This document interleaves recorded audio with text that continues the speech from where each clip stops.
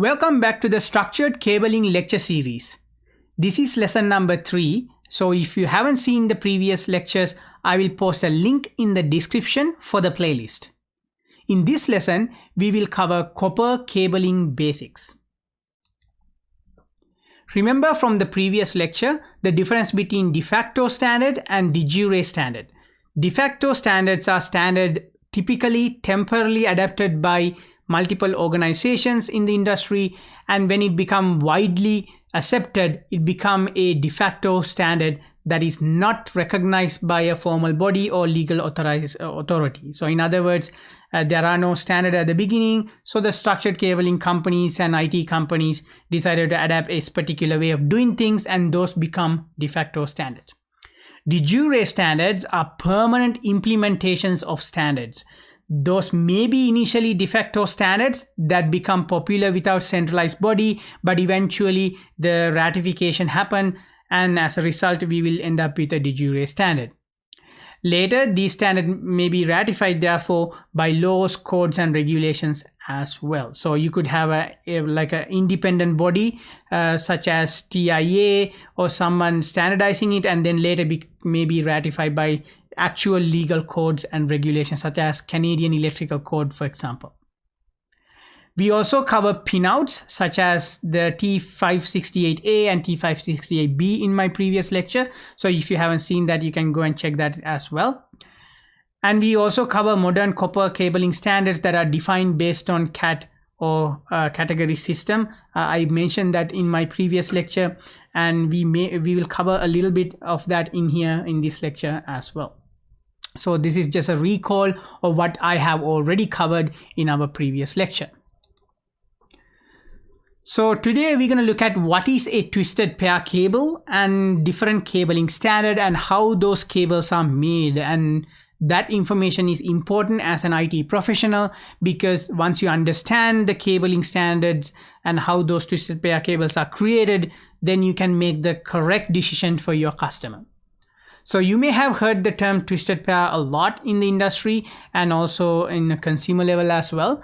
And the term twisted pair is used to describe the cable itself as opposed to the strand. So for example, if somebody say twisted pair, that actually means the twisted pair cable, not the twisted pair wire, because actual a twisted single pair is not actually called twisted pair. It is instead of called a balance cable. So if you have two wires that actually intertwine, that's actually called a balance cable. So when the term twisted pair is used in the industry, it's typically referring to the cable itself. So you will have not one single twisted pair, you can have multiple twisted pairs. For example, Cat5e, Cat6 cables, they always have multiple twisted pair because that's what we need to transmit packets in a packet switch network.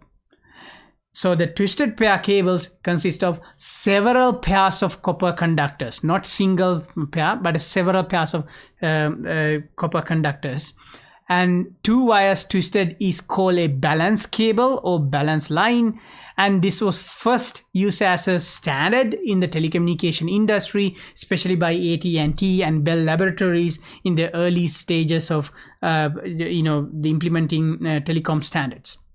So the balance cable, keep that in mind, is just two wires twisted together. But a twisted pair is two wires twisted together along with a bunch of other two wires that are twisted together, create a twisted pair cable. Why twist the cables or these wires? Actually not the cables, the wires themselves at the first place? Well, the reason for that is the two conductors of a single circuit are twisted together for the purpose of improving electromagnetic issues. So by twisting two conductors, in other words two wires together, even though they are isolated against each other, we basically eliminate certain interferences, basically signal attenuation issues, electromagnetic interference, etc., etc. So that's why we twist the wires at the first place. And keep in mind, those twisted pair cables are color coded, and I will go into how the bundle of cabling color coding works in my future lectures. So in this lecture, we are not going to cover the exact color coding, but I will cover the the cable color coding in future lectures. What you need to understand is what is a twisted pair cable here, and the twisted pair cable is basically describe the cable itself, and it contains multiple twisted pairs that combine together create a twisted pair cable for Ethernet use, such as Cat5e and Cat6 cable. So that is what we call a twisted pair cable. So if you look at the twisted pair basic elements, you will notice that you have an outer sheath. The outer sheath is like basically a protective cover. I'll go into a little bit more detail in the next few slides, but then we will have the thin copper braiding in some cables, or you may have a aluminum foil shield, and you may have an individual shielded pair if it is that type of cable. Or you may have no shielding at all, and then you will have other components associated with that, such as the separators, the drain wires or pull wires, etc, etc. And then each of these wires, as I mentioned before, that is being twisted will have its own isolation covers. Like in here we'll have isolation cover, and then on top of that you'll have individual shield in here, but in here we have the isolation cover, but there is no individual shield between the twisted copper wires. So those are all different grades or different types of cables, which I will cover in the next few slides as well. But just remember that these are some basic elements or basic components of these twisted pair wires. Copper conductors. So I'm going to go over a few concepts associated with copper conductors. There are actually two concepts. One of them called the solid conductor, the other one called the standard conductor. You may have heard these two terms in the industry or when you go and buy consumer grade cables as well. And there is a reason why we have these two different types. So the solid conductors are typically used for cables that are used for backbone cabling, and not suitable for regular flexors and bends because it costs well, because it's a solid copper cable inside there. If you keep bending the cable back and forth, it might degenerate the cable, it might create connectivity issues or even completely break off. And the transmission performance over long distance of these type of cables are really, really good compared to standard conductors. And when it comes to the point, the standard conductors, on the other hand, in contrast, they are made out of several small wires woven together to create a single wire. So if you take a single wire, the standard conductor will have a bunch of tiny little wires that actually stranded together, and they are very suitable for regular flexes and bends and impacts. So in other words, if you have a standard conductor type cable, and if you take this Cat5 cable and you'd actually bend it and back and forth, it takes a lot of that back and forth bend even to get that thing wear out and cause problems, as opposed to solid conductors. As I mentioned, if you flex and bend too much, it'll wear off really fast. So standard conductors are very suitable for regular flex, bends and impacts, and a higher signal attenuation, however, is a problem with these type of standard conductors because of the type of that conductor. Over long distance or long runs, signal attenuation become a problem in this type of standard conductors.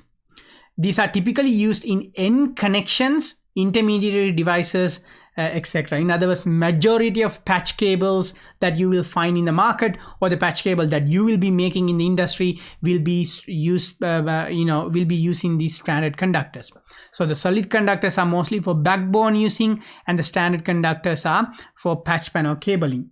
And another thing you need to understand is that when it's come to the point, flexing and bending is something called the bend radius, which become very, very important, especially in the fiber optics or optical fiber cabling, but also become an issue in here as well.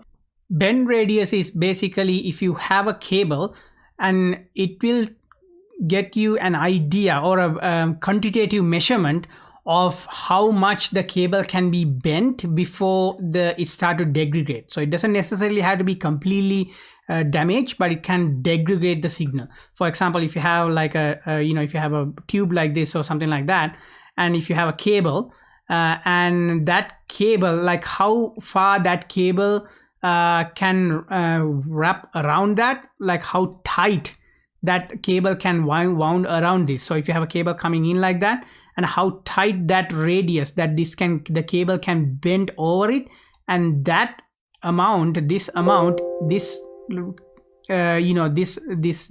distance is what we call the bend radius.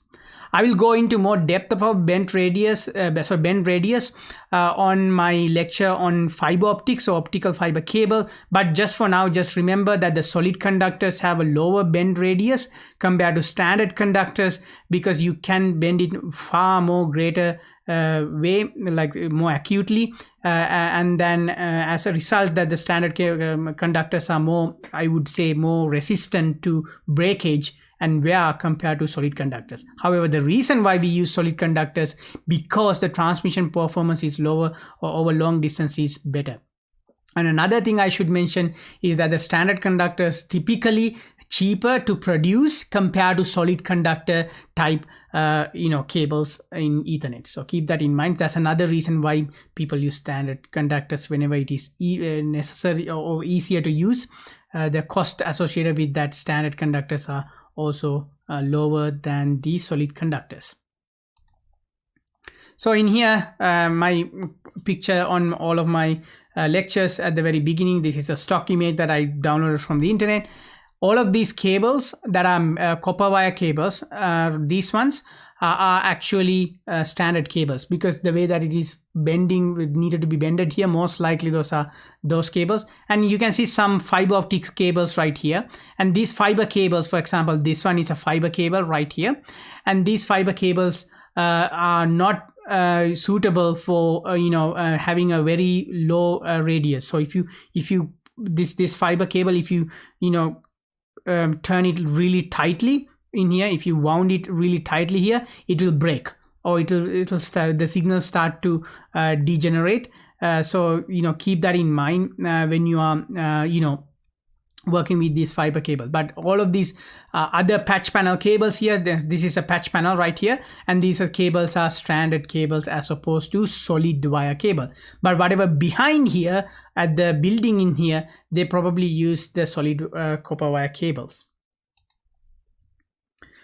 So here's a cross section of a UTP cable, two UTP cables, both of them are U/UTPs. What this means, I will describe in the next few slides. So the solid cables will have the jacket, the outer sheath. I sometimes call it the jacket, and then you have the ripcord, or the grounding cord as well. Sometimes it could be a grounding cord, and then we will have the copper conductors, and they are solid inside. So those are the solid ones. And then the UTP, the standard one, will have the stranded cables that are stranded together, wound inside here on each of these wire, and those wounded strands create that one single wire. So both of them could have 20, like the same gauge, for example, but one could be stranded and the one could be solid. This is important as an IT professional to understand, because depending on whether you have the stranded or the solid, your endpoint connectors are different. I've seen many people use the wrong connectors, like the RJ45 connectors, and they crimp the wrong connector at the end. So that is a bad idea. You should not be using connectors made for stranded on solid or solid on stranded. Again, I will explain this in my future lecture videos. I'm just trying to cover the background basics in this video, but keep in mind whether you have a stranded copper wire or a solid copper wire matters when you are working with structured cabling, because of the end connectors and everything may have to be changed. Insulation and separation. So the purpose of insulation here is basically, one is to prevent corrosion. So try to shield from the environmental elements, and also to isolate between conductors. Like for example, if you go back to the previous slide, the reason why we have this type of insulation between these wires is basically to isolate these wires from each other, but the outer stealth is mostly to protect from environmental elements. So the insulation do two things as a result. The most common type of insulation is the high density polystyrene, also known as HDPE.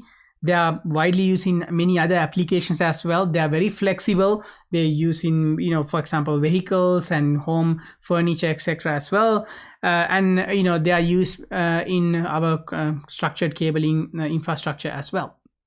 Cat 6A and above typically use something called foam polystyrene or FPE that gives better insulation coverage. In other words, it provide better electromagnetic interference coverages, etc., etc. High temperature insulations also use in various situations where installations has to be done in a high temperature environment. In that situation, we use Teflon. The reason why we don't use Teflon everywhere is the cost, because use of FPE and HDPE is cheaper compared to Teflon. The separators between pairs that are used in Cat 6 and Cat 6A cables are typically plastic. Those separators I showed you in a couple of slides ago. So if you go back, this separator right here, this is typically plastic right here. And those separators actually again increase the shielding for interference. In other words, it's actually decrease electromagnetic interference. That's what these separations, separators of those pairs going to do. So it will decrease the signal attenuation and increase the shielding for electrical interference. That's what those separators of going to do.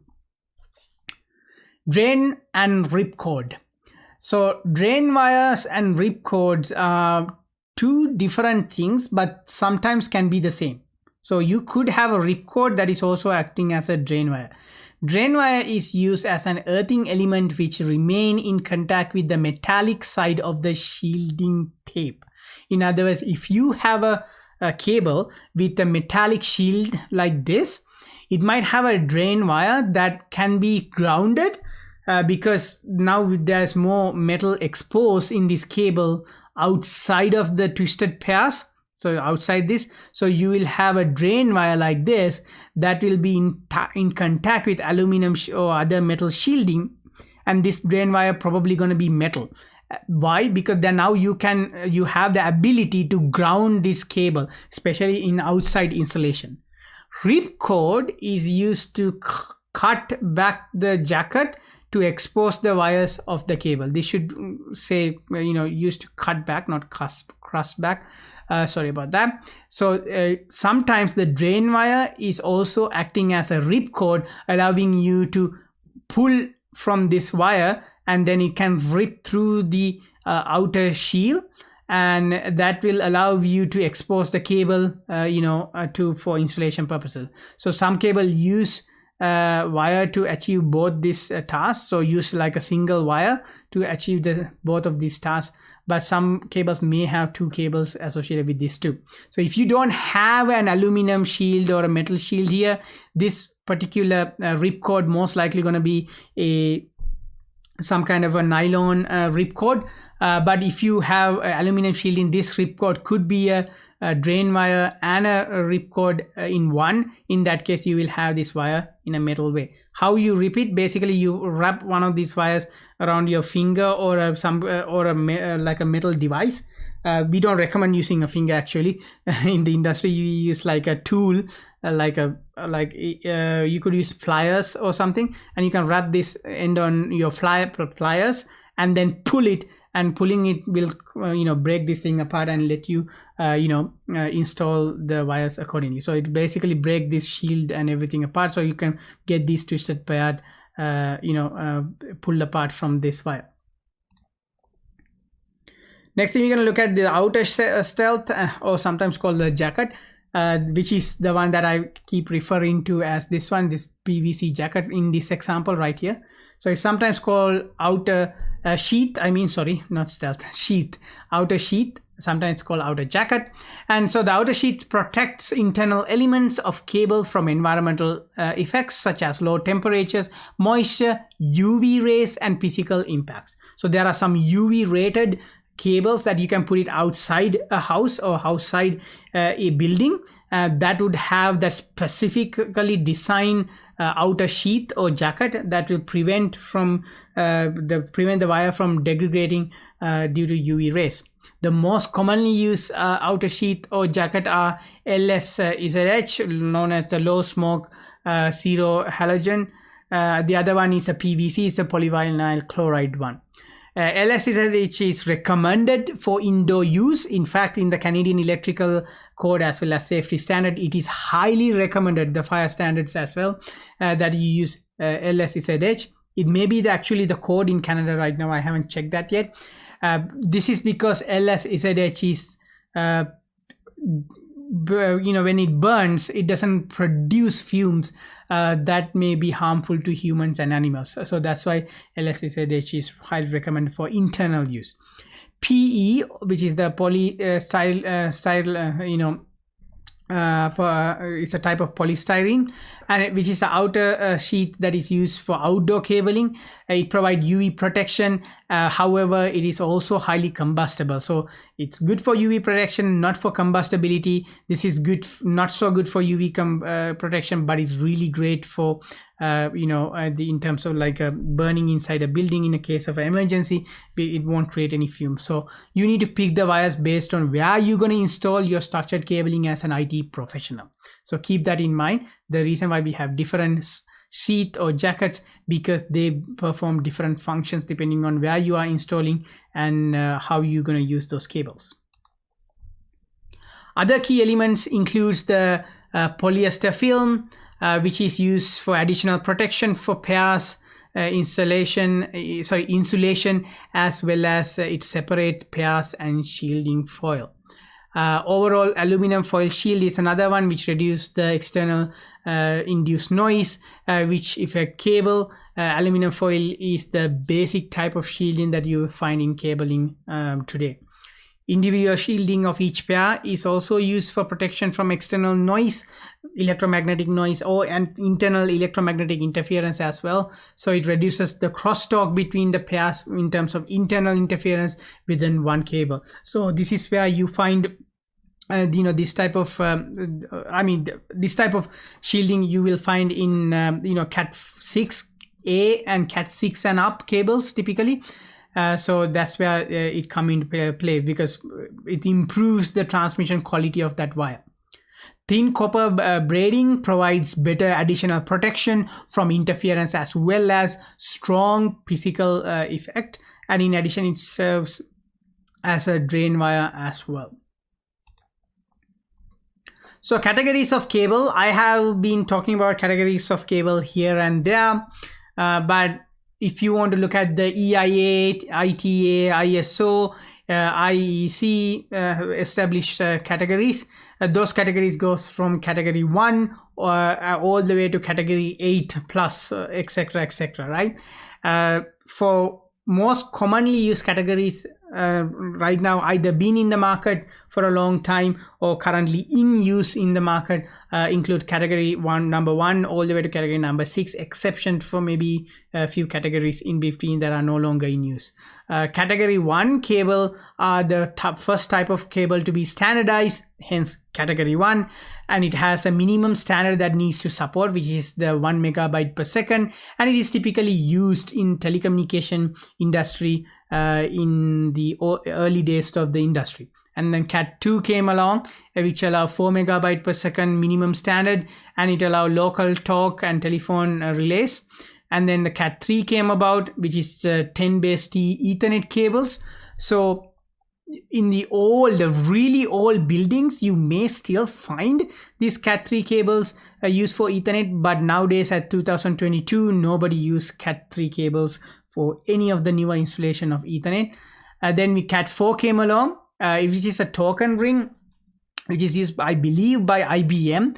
That didn't last very long. It is proprietary most of the time, and the most cabling manufacturers, didn't use Cat4, so it didn't catch on at all. So you may find Cat3, for example, in the wild. Cat4, I hardly believe that you will ever even come across a Cat4 cable in the industry. Cat5 and Cat5e are the most common type of cables that you as an IT professional or a home user of the internet may be familiar with. Most homes are wired in either Cat5 or Cat5e cables, and the Cat5 has two types, one called the 2-pair and the other one called 4-pair. And the one that you may be familiar with at home is the Cat5 4-pair cable, which allow gigabit Ethernet connection, or Cat5e cable, which also allow gigabit Ethernet connection but have better shielding and better transmission quality. So those are the two cables, Cat5 and Cat5e, in the Cat5 4-pair and Cat5e, that you may be mostly familiar with for network Ethernet cabling in either buildings or in homes. Cat6 is a newer standard that allow 10,000 megabyte per second, which is again a gigabit Ethernet standard, and it can allow, support up to that 10,000 megabyte per second standard. Keep in mind, standards from our previous lectures, recall, basically dictate the minimum speed and minimum specification that a cable needs to support. It doesn't have a maximum. So a Cat6 cable that you have at home may have really good quality cabling materials and may support a little bit above 10,000 megabyte per second. But what make it a Cat6 is that it supports at least 10,000 megabyte per second. So keep that in mind. Recall from my previous lectures that I have mentioned before. So again, now we are moving on to Cat6a, Cat7, Cat7a, Cat 8.1, Cat 8.2, etc., etc. As time goes on, those standards will come into the market. So right now, as of 2022, as an IT industry professional, what you need to be familiar with is the Cat5e, Cat6, maybe Cat6a, as you are installing those cables. When it's come to the point designations of cables, it comes in a number like this. So you have a value in here. We'll have like a U, F, S, or FSF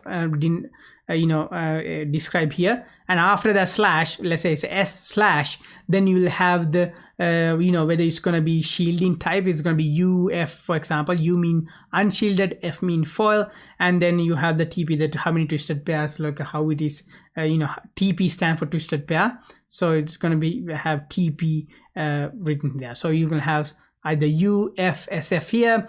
You will have either U or F here, and then you have TP here. So that's the ISO ICE 11801 standard, and this is how we actually designate the cable, and that's how you identify. So again, I'm not going to go into detail on these categorizations today, but I'm going to give you a big overview so you have at least the introductory background to how we identify cables. So on the next slide, for example, we have a UTP cable that basically gives you this last part, UTP. U stand for unshielded, and it's a twisted pair, therefore UTP. Shielded will have STP. Remember, UTP is cheaper compared to STP, so that's why we have them. So unshielded twisted pair, or UTP, is the most popular type. It is cost effective. As I mentioned, it's very cheap compared to the cost gonna increase with the STPs, especially for longer run. The UTP is cheaper, but it does come at a cost benefit issue, which you will realize eventually as you go through this course. And these are typically for telephone grade all the way up to the high-speed data transmission grade. So you can use UTP cable for telephone communication all the way to Ethernet network communications. There are 4 pair of wires twisted with different number of twists. Now, the reason why each pair has a different number of twists is to eliminate interference. And also you need to understand, the tighter the twisting, the higher the supported transmission rate. So in other words, tighter twisted wires cost more, but it also means that it will support higher transmission rate. What that means is basically you have these two wires, and you tighter you wind them against each other, so tighter you twist these two together, the higher transmission rate that it will support, but the cost will gonna go up.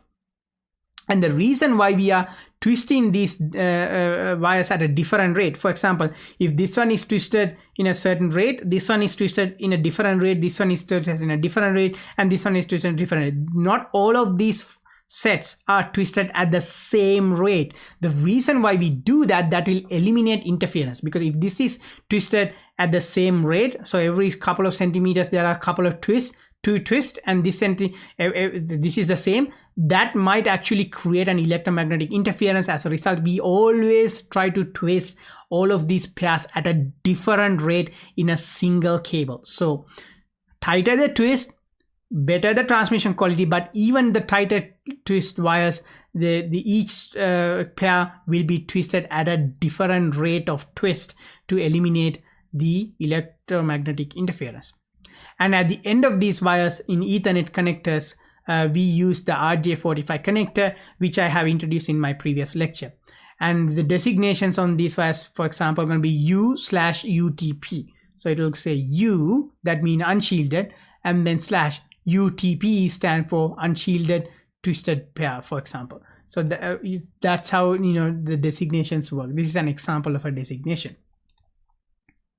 So I mentioned shielded and unshielded, and I described them a little bit here and there on my previous slides. And here's an overview of what cable shielding actually means.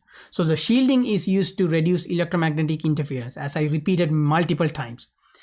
Established standard includes the UFTP, FUTP, SUTP, SFUTP, etc., as well as FTP, etc. So what they actually describing here, which is according to the standard that I have mentioned here, it's based on this particular method of describing, is the individual shield, overall shield, and individual and overall shield. As a IT professional, you should know what these are, but today I'm not going to go into depth of what they are in this particular lecture. I'm just introducing you to these concepts because I don't want to keep this lecture very long. This is already over 30 minutes long, so I don't want to go any longer. So before these standards, early examples of shielded twisted pair was the IBM STP-A, which is a 2-pair 150 ohms SFTP cable defined in the 1985 by the IBM cabling system specifications and used with token ring or FDDI networks. You just need to know the history part of this. You don't need to know much about this unless your instructor in particular course you are taking asks you to remember these things. So as IT professional, you should know where the standard first started, but you don't need to know a specific days. Know that it was done in around 1985 by the IBM. And then later we end up having all of these standards described here: the individual shield, overall shield, individual and overall shield, as we progress through time. And on the right hand side, I have this diagram. These are three types of 10 gigabit base T cable. One is FUTP, the other one is UFTP, the other one is FFTP. And you can see the foil, where the foil goes in and how much of foil is used changes as you move from left to right. And when we have F/FTP type of cable, we have foils put more foil usage. As a result, it have high noise resistant up here and support higher transmission and better quality packet switching compared to FUTP. So that's why why we have different standard. Again, keep in mind you need to do cost benefit analysis when you are installing cables at any site, because the cost of this cable is much higher compared to the cost of this cable. So in terms of cable shielding, here are some abbreviations that you will come across in the industry, and you can pause this video and just read this table. This table is actually from Wikipedia. It's a standard table. Just know these standards exist and know what they mean in a general sense, so that as you work in the IT industry on the front line as an IT technician, you have a better understanding of what type of cabling you are using. And again, you don't need to memorize this, but you should know these standards exist. Again, this is another example of 3 images of SUTP, STP, and SSTP cables. Again, it shows the type of shielding that we have. So pairs are shielded here, and in here none of the pairs are shielded, for example. So it's a SUTP, unshielded twisted pair, and in here STP you have everything, every pair shielded. And this one, in addition to the every pair that has been shielded, we also have an additional shield outside. The cable itself is shielded before the sheath come into play. So as you can see, the cost of this material, these cables goes up as you move from left to right. So that's what keep in mind. And that's everything for today. And I hope you learned something in this lecture. If you like these type of lectures, please make sure to thumbs up and subscribe to my channel. Until next lecture, good luck with your exams and have a nice day.